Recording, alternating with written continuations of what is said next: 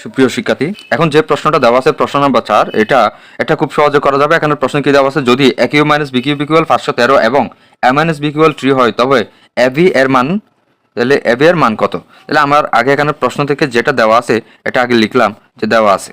তাহলে এখানে কত আছে, a cube minus b cube. এখন এখান থেকে চাইলে এটা আমরা খুব সহজে করে ফেলতে পারি। এখন এখান থেকে এই অঙ্কটা খুব সহজে করা যাবে এবং এটা বিভিন্ন পদ্ধতি করা যায়। তাহলে লিখলাম বা, তাহলে a cube minus b cube সমান a minus b whole cube plus 3ab into a minus b equal, এই যে এখানে 513 দেওয়া আছে, এটা লিখে নিলাম।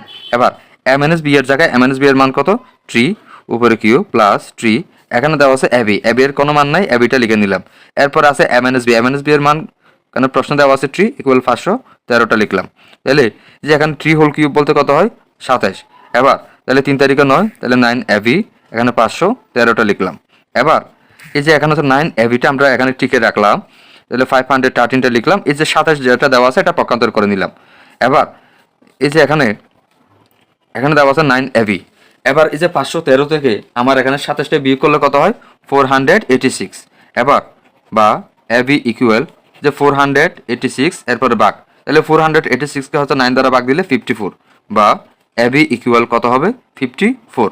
আমার এখানে প্রশ্ন বলছিল এই যে এখানে কিসের মান হচ্ছে ab এর মান, তাহলে সুতরাং বলতে পারি ab সমান 54, এটাই আমাদের আনসার।